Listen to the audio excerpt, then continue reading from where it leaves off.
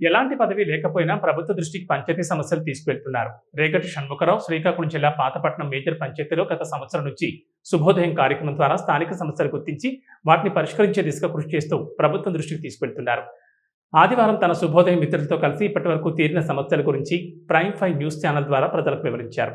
ఒక సామాన్యుడిగా తాను ఉంటూ పంచాయతీ సమస్యలపై పోరాడుతున్నానని చెప్పుకున్న ఆయన రాబోయే స్థానిక సంస్థల ఎన్నికల్లో ప్రజలు అనుగ్రహిస్తే అతి తక్కువ సమయంలోనే పాతపట్నాన్ని కొత్తపట్నంగా మార్చి చూపిస్తానని శుభోదయం సాక్షిగా వాగ్దానం చేశారు. పార్టీలకు అతీతంగా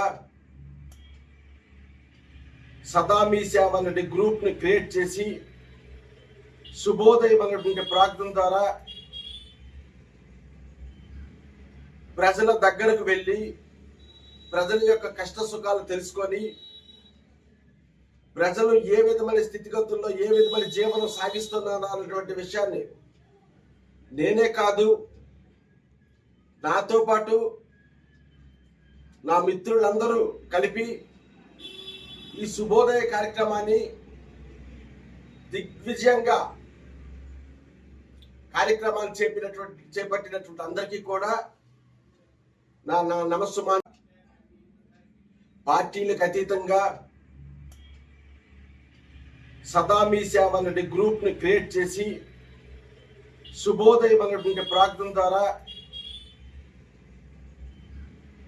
ప్రజల దగ్గరకు వెళ్ళి ప్రజల యొక్క కష్ట సుఖాలు తెలుసుకొని ప్రజలు ఏ విధమైన స్థితిగతుల్లో ఏ విధమైన జీవనం సాగిస్తున్నారు అన్నటువంటి విషయాన్ని నేనే కాదు, నాతో పాటు నా మిత్రులందరూ కలిపి ఈ శుభోదయ కార్యక్రమాన్ని దిగ్విజయంగా